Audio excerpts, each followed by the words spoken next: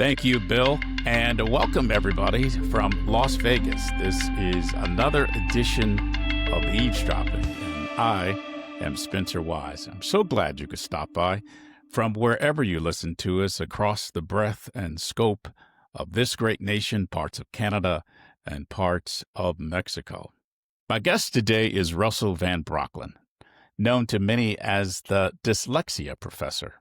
He spent his career of more than 20 years now helping parents and teachers turn reading struggles into real breakthroughs. Dyslexia affects as many as 1 in 5 learners, yet most families still hear wait and see. Russell flips that script, showing how simple multisensory routines can build confidence and progress long before the next report card. So, Russell, welcome to Eavesdropping. Thanks for having me. I'm excited to talk to you, but if I can start with you first, what pulled you into helping kids with dyslexia? This was the last thing I was supposed to do with my life. I was supposed to end up as a bureaucrat for the New York State government. So I signed up for the New York State Assembly internship program. And they accepted me, and I show up. And I said, here's my neuropsychological evaluation. And it says I had a first grade reading and writing level. And they said, this is not going to work. So they got an emergency committee together. I mean, it literally went up to the speaker's office. And they said, we're going to not place you in the normal internship. We're going to put you in the Capitol in the Majority Leaders Program and Counsel's office, which was great for me because they only deal with graduate students, because there are 3 administrative assistants that could help with my horrific writing. And for the academic portion, I had to do a major research project. And a very standard accommodation for me back then is I gave a very long oral report with hours-long Q&A. I mean, none of the other students wanted to touch it. At the end, they recommended 15 credits of A- or 3.67. But then it goes back to the political science department of the State University of New York at Buffalo, and they looked at it and said, we don't like these accommodations, even though it was from the New York State legislature. They said, here's your 15 credits of F. They flunked me. Wow, well, that puts you in a quandary. But before we get back to that, so you were walking around with your, did you call it a neuroscience evaluation? It's a neuropsychological evaluation. Neuropsychological. Yeah, it explains your dyslexia and how it affects you. So I asked my professors, I said, where can I go to learn to force myself to read and write so I can show other dyslexics so we don't go through this discrimination again? Now, how old were you at this point? 23. So you had been dealing with this for some period of time, obviously. Oh, yeah, I'm dealing with this since I wasn't supposed to go to college. I wasn't supposed to go on to grad school. I wasn't supposed to do anything. I had the worst case of dyslexia people ever saw, like literally first grade level. So when they told me about that, they said, go to law school, kind of joking, but I did. I went to audit 2 classes. One was Professor Warner, he was a dyslexic professor in contracts. And what I learned later is when dyslexics go to grad school, we own the place, top of our class, day 1 or soon thereafter. What is it about grad school as opposed to undergrad or high school, for that matter? Very simple. This is dyslexia. It's a book called Overcoming Dyslexia by Sally Shaywitz from Yale. She's a medical doctor, 2nd edition. So what we're seeing here is the back part of the dyslexic brain. Do you see how I have virtually no neural activity and yours is going crazy? Do you see how the front part of the dyslexic brain is about 2.5 times overactive? Yes. Okay. So what happened is I decided to use the front part of my brain. So it's my 2nd day of law school. Professor Warner calls on me. And as you remember how they just crushed you at the beginning until you adapted? Yeah. Remember those days? I remember those days in law school. Well, that never happened to me. He called on me, and I answered him. Then he called on me a couple more times, and I answered him. And he's like, I'm not putting this kid down. So he started getting a little snarky. I got a little snarky back. Within about a minute or so, I'm leaning forward, yelling at him. He's leaning forward, yelling at me. Goes on 5 minutes, 10 minutes, 15 minutes. He raises his hand. He said, Russell, you couldn't be any more correct. I got to move on to the next case. I learned to read within a month. I learned to write within a couple of years. Then I went to the New York State Senate and I said, I want you to fund my research, which doesn't happen. My professor said they can't do it. I did it. Took years. They sent me through the New York State Education Department, the SUNY Research Foundation. It was crazy. It took years. What we did is I said, what can I do with students that were like me in high school? So we picked high school juniors and seniors who were highly intelligent and highly motivated, college bound with excellent family support. And their best teacher was the Averill Park Central School District, about just outside of Albany, New York. One class period a day for the school year. These students were writing at the middle school level. And then when we finished, they were reading and writing at the average range of entering graduate school students, not college graduate level. They all went on to college. They all graduated, no accommodations, GPAs of 2.5 to 3.6. They cost in New York State a little under $900 per kid. Compared to the best dyslexic college at the time, Landmark, we were 3x as successful for less than 1% of the cost. And that's how I got started. Well, if you don't mind, I'd like to go back even earlier. When did you realize that you were dyslexic? I was put into special ed in 3rd grade. And then I forced my way out of history in 8th grade, and they said I was going to flunk, and I became the number one. I won the award for the best history student in my grade. And then I went on to high school, and I got out for everything, and I finished up with a college-bound curriculum. Russell, I know this is second nature to you, but for me and for some of the listeners, what is it like to be dyslexic, and what exactly does it mean? So let me go and kind of explain to you what it is so that your audience can actually leave here with something useful tonight if they have a dyslexic kid. What happened is when I did my original program, again, I'm going to the overactive front part of the brain, 2.5 times that of the normal brain. That area, according to Yale, did articulation followed by word analysis. What I did is I used the graduate records exam analytical writing assessment, analytical articulation. Same thing. That was the breakthrough. But when I tried to apply this to everybody, when I presented this in New York City, it didn't work. Because, I'm sorry, they loved how it worked with the elite students, but they said, what about normal students? I said, it didn't work. So I had to go back and flip that. So the front part of the brain is word analysis followed by articulation. This will give you a much better because you asked a really good question, but the answer is kind of complicated. Okay. So we have to apply word analysis followed by articulation to make this work effectively for most dyslexics. So let's start off with a kid. Do you know any elementary school kids who are dyslexic really well, who are writing what teachers say are randomly placed misspelled words? I think we do. I think I did, but Okay. I'm not sure that I understand it. Okay, so this will make you, this description will begin the process because I need to explain the model so you do understand it. Let's assume they were in 3rd or 4th grade. What's the made-up name? David. What is David really like? What's his speciality? What's his area of extreme interest and ability? Video games. No video games for boys. Next. Probably Legos. Okay. So what we need to do is to take David and take him from writing randomly placed misspelled words to a basic 3-word sentence.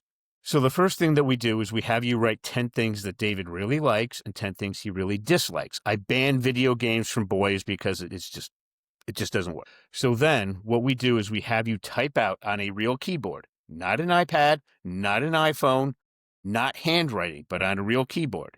Hero +, what are we talking about? David's going to copy that. And that's fine. Default writing strategy of copying, Professor James Collins' Strategies for Struggling Writers. Then we're going to swap out hero for David. David +, what are we talking about? We're going to go to the list, take the thing he likes the best, and swap it out for what are we talking about? And that's going to be Legos. So we got David + Legos. See how we got there? Mm-hmm. Now, I'm going to try to fool you. I'm going to ask you the simplest questions you've ever been asked. If you answer them precisely, this works, or it's not going to work. Most teachers, when I present this at major dyslexia conferences, mess it up. Do you think I'm going to be able to fool you? Yes. Are you ready to have an epiphany on dyslexia? Yes, I am. Okay, here we go. So we got David plus sign Legos. We got to replace the plus sign with a word. Here's my question. Does David like or dislike Legos? Likes. Okay. Give me the sentence, the 3-word sentence. David likes Legos. But you completely messed it up. Do you How's see that? what happened? I do not. Okay. I asked, does David like or dislike? As an educated person, you automatically add the S and fix the sentence. Correct. David's dyslexic. He doesn't know how to do that. Do you see the problem? Mm-hmm. Okay. We got to get him to add the S. Now, if you're 4th grade and above, and if you're wealthy, I'm going to give you an example. You go to the Windward Academy in the Upper East Side of Manhattan. They have a 98% documented success rate over decades of taking your dyslexic child in and then working with them and then send them back as prepared as humanly possible, best education on the planet. It only takes 4 to 5 years at $75,000 a year. Now, even if you can afford that, do you want to send your son away to boarding school? No, absolutely. Okay. So even if you had the money, you don't want to do that. All right. I'm going to show you how we now fix this using modern science. Here's what we do. If I did this to David, I would say, David, do you like or dislike Legos? He's going to say like. Okay, David, like Legos. How do we fix this? We ask David to read it out loud. Does that sound generally correct? No, fix it. So he writes, David likes Legos. We practice that 20 times. Do you see how like and dislike is a simple form of word analysis? Mm-hmm. Okay, simple form of word analysis. Here's the dyslexia brain again. We're doing the front part of the brain where there's neural activity. Okay, now we go because. After because is articulation. So we're doing word analysis followed by articulation. So because, give me a simple reason why David likes Legos. It keeps him busy. It keeps him busy. David likes Legos because it keeps him busy. So he writes that out. Now we have a whole mess of misspelled words. Sound familiar? Mm-hmm. Here's how we fix that. We tell David to put a period down. Once he puts a period down, if there's a major grammatical mistake, and I mean major, or a spelling mistake, he's got to retype the entire sentence. So he retypes it. He says, I'm not going to make that mistake. He concentrates, and then he concentrates really hard. There's usually a lot of work in this, huh? Oh, there is, and we go very slow. But as I said, we're answering your question. We get to 3 to 13 times that he's going to be rewriting this, and he's going to constantly make mistakes until he doesn't. Around 9 to 13 times, he's concentrating so hard, you can see sometimes sweat coming down his forehead. This is where the magic happens. This is eventually where it gets fixed. Then we practice that 20 times, okay, for 10 likes and 10 dislikes. He makes a mistake in number 19, start over again. Then it's reason 1 and reason 2. Another 20 times until it's perfect. Reason 1, reason 2, and reason 3. Okay, now after that's perfect, what happens? What happens is we've now taken his writing skills from kindergarten, beginning 1st grade level, to end of 2nd, beginning 3rd grade level. A 5th grade boy who's 10 years old will take about 2 to 6 weeks. A 3rd grader could take the entire semester. What is different about my approach is the older the kid is, the quicker they will pick it up. But this is something parents can do at home, not a $75,000 a year private school. So, Russell, what strikes me about this is that it's a lot of work, obviously. How often do the kids kind of push back, or are they willing in this kind of thing? That's exactly where I'm going next. We focus on their speciality, their area of extreme interest and ability. So when I do this, the most popular book that I use is Walt Disney, The Triumph of the American Imagination, over 1,000 pages. Okay, and I'll give this to a 10-year-old. Why? Because they want to know what the Disney magic is, which is 2 universal themes. All right, so if you're in their speciality with dyslexics, they will succeed brilliantly if they're ADD or ADHD. If they're ADHD, they will focus on this for hours. This is why dyslexics excel in grad school, because it's very narrow. It's in our speciality. This is starting to make sense. Yes. Okay, here's the key thing. You have to stay in the intervention period in the speciality. Once they're at grade level or above, you can put them back into classes. That's number one. That's to get them to do any sort of work. Number two, this is critically important. This is where you're going to start to understand about dyslexia. We cannot teach dyslexics from the general to the specific. So we cannot ask, what effect did Martin Luther King's famous I Have a Dream speech have on the American Civil Rights Movement? We can't do that. It's like a dyslexic grabbing fog. We have to ask a specific to a general question. What personally compelled Martin Luther King to give his famous I Have a Dream speech? We find the answer. That answer gives us a question, which gives us another answer, which gives us another question, another answer. Key point. It forces the brain to organize itself by using writing as a measurable output. Now, let's see if you're dyslexic. Are you ready? Yeah, let's try Okay. it. I'm going to see if I can save you $5,000 on a neuropsych. Okay. What is your speciality? What is your area of extreme interest and ability? Just one thing. Jazz. Now, when you're thinking about jazz, do you have ideas flying around your head at light speed? Key question with little to no organization. No. Is that you or not really? No. Okay. When you're thinking about writing, something about jazz, fingers, keyboard, you have the idea in your head. You take your fingers, put them on the keyboard. Does the idea fly out of your head, leaving you with an empty brain? You got an empty head. Does that sound familiar? It pretty much flies out. Yeah. Okay. Yeah.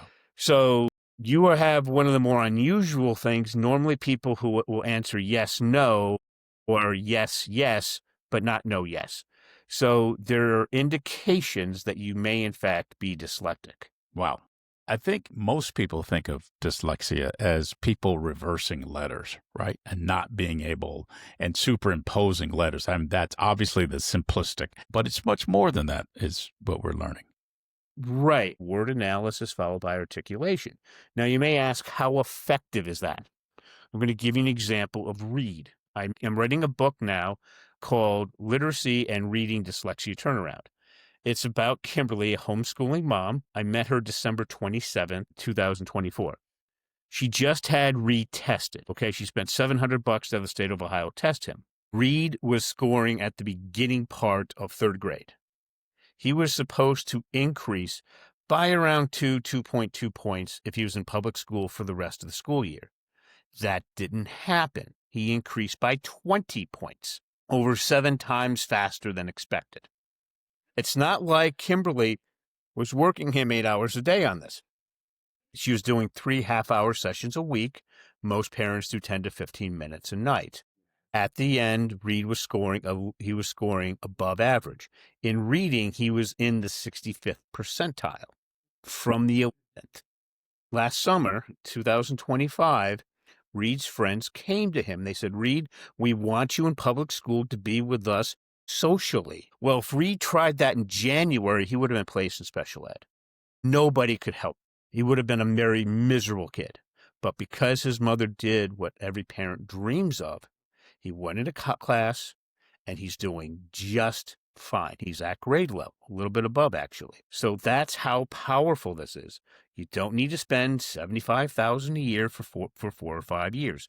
You can do this at home. So I want to get into a little bit more about exactly what it is. I love the example that you gave, but how do parents know that their kid is dyslexic and that it's not ADHD or that it's not a vision problem? All the things that people diagnose. Number one, ADHD, ADD, and dyslexia, the treatment's the same, exactly the same thing. Okay. It's just ADHD. It's kind of like a mild case of dyslexia. All right. What the best thing to do is to get on the phone with me. If you go to dyslexiaclasses.com, plural S, dyslexiaclasses.com, there's a button that says download free guide. Just click on that. You get a guide. The 3 reasons your child's having trouble in school due to dyslexia. And then you set up a half an hour time with me, and I talk to your child, and I ask them those 2 questions, maybe a third and fourth. And they're like, how do you know this about me? And they're like, some of them are thinking like there's cameras around their house. I said, well, I went through what you went through. All right. And then we find out what their specialty is and find out what their book is. I worked with Kimberly for about a half an hour a week. All right. Typically, We now put everything online so parents can get to it and just go through it. And we have a webinar where we speak to them once a week to answer all their questions. And how do you know if it's a visual problem? Well, you take your kid to an eye doctor. Our guest is the dyslexia professor, Russell Van Brooklyn. So, Russell, how many of these do you do a month? How many people do you see a month, or do they that you talk to and teach this to? Oh, I've taught hundreds and hundreds. Yeah. So you're If busy. you go, I'm doing 2-3 podcasts a day. I'm trying to spread the word out because in my field, New York State's trying to completely redo its educational system for K through 5. We are the highest tax state in the country. Sorry, California, we beat you. We spend more per kid than anybody else. They just had a whole year of a dyslexia task force to try to redo this with the best current technology. They ran into 2 problems. Number 1, they can't afford it. Number 2, the teachers rebelled because they say you dump so much on us, we can't go through weeks of training. I'm working with Evelyn Whitebay, who is on the dyslexia task force as one of the few teachers, and we can go in and show a school district how to take their kids from basic sentences to a basic 5-paragraph essay in 3 hours. How many school districts is this a problem in? How many kids are out there that have not been diagnosed and they don't even know they have it? If you're a business guy, let me give you an idea of how big this market is. Take every dollar associated with the NFL, every dollar associated with the NBA, every movie ticket sold in the United States, and add untold billions. It's huge. So realistically, you're talking about 5 to 10% of the population, okay, who are dyslexic. ADD, ADHD, other neurodiverse, you might go as high as 15 to 20%. My field has been very bad with those numbers, okay? But think of it as 1 out of 10, 2 out of 10, depending on which way you classify it. How bad is it in New York State for passing our exams for reading and writing between 5th and 8th grade? We're hitting around 1%, give or take a point or two. All right. Gen Ed students are hitting around 40 to 60%. Okay. It's a horrific change. And that's what's so frustrating why I'm doing all these podcasts, because Evelyn and I can go to a school district. We can show them how to do kindergarten through 5th grade, reading and writing in about 3 hours.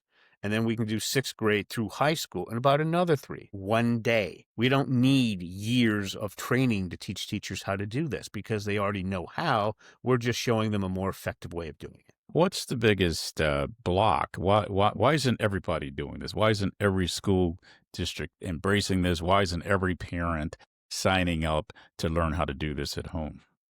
Well, let's just start off with just the sheer lunacy of the school districts. If you're a parent out there and your kid's in kindergarten or beginning 1st grade, get on the phone to Yale. Just Google Yale dyslexia. Call them. How do I get my kid tested in 1st grade, kindergarten? And they can tell you it's cheap, it's effective, the teachers can do it themselves.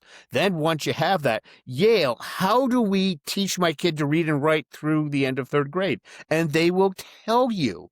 And your kid will be at or close to grade level by the end of 3rd grade. You wait until after 4th, and it's that really expensive private school option I told you before. Yeah. Because K to 3, we learn to read. 4th and up, we read to learn. Why aren't schools doing this? Because these programs tell teachers exactly what to do each class period, and they have master's degrees, and they like making their own curriculums. Is there a time that is too late to come to you? No, actually, as I said, the older the kid is, the quicker they pick it up. I just worked with a kid. What happened is he flunked out of school. So I went and I took him through my original program. Halfway through, he fired me. Okay. His father paid me for the rest of my time because it was what we agreed to. And then his son went to a local college for a semester. And his father said, well, I got his grades back for 2 classes. He got 2 A's. I said, are you happy? He said, I'm ecstatic. And his son went back to another school, and this year he's doing quite well. I may need your help with some kids in college. This is what everybody needs to understand. Do you use AI that much? Increasingly, yes. Okay. If you can't use that effectively, I'm not talking the $20 a month version, I'm talking the $200 a month version. When OpenAI came out with theirs last December, I bought it day one, and I've never looked back. So when I was telling you about Read, I use a book called The Craft of Research, okay? This is designed for PhD students at the University of Chicago. Concept, problem, solution. What I told you about Read was context, get everybody on the same page. For problem, I teach 2 quotes per paragraph. And not to try to embarrass you, but nobody knows what this is. I also use 2 warrants. Are you familiar with that with body paragraphs? I'm not. Anybody outside of a PhD is not. Okay. It's a way of taking the facts that you write and integrating them into a analytical story. And I use 2 of those.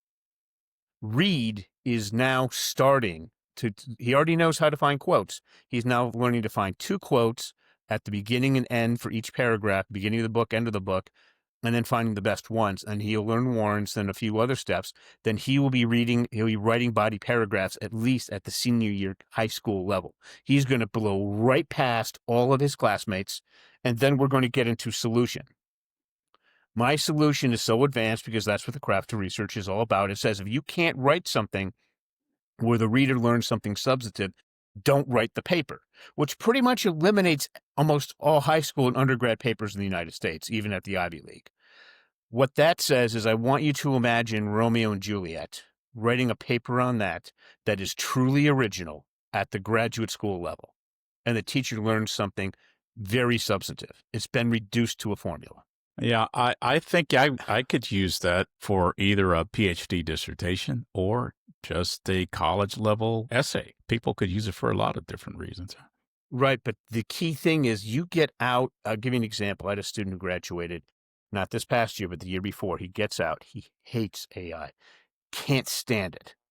His new manager loved it. He wanted to know, can you guys produce something original for the company? He comes to me. He's in a panic because he has to use AI. I said, I taught you the craft of research. Go do context. Talk to it, speak to it, type it. I don't care. He came back a couple of days later. Okay, I did that.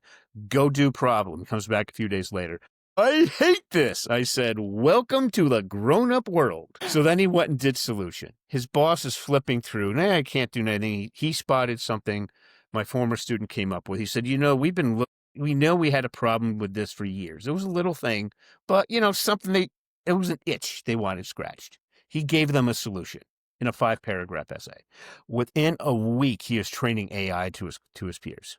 I think that we could use this not just, again, for dyslexia, but for advanced learning in a lot of different fields. How do people get to you? How do they give us your website? Give us how people get in touch with you to have a discussion about this further. It's very simple. You just go to Dyslexia Classes with an S, plural, dyslexiaclasses.com. There's a button there that says download free guide. Just click on it. Answer a few questions. You'll get a document, the 3 reasons your child's having trouble in school due to dyslexia. And then go, and this is what I'd really important for your listeners, actually go to the calendar and set up a time to speak with me because I offer it free for when I'm a guest on a podcast. All right. You click on that and I'll spend a half an hour with you and your child. Your child's going to grumble, I don't want to do this. Get them on the Zoom call with me. And what'll happen is after, within about 15, 20 minutes, they'll be like, I want to learn this way. And I talk to parents and we make it affordable.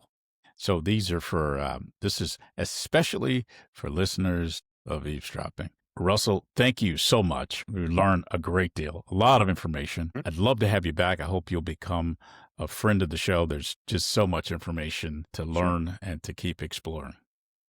I'll be happy to come back, but thanks for having me. Thank you, sir.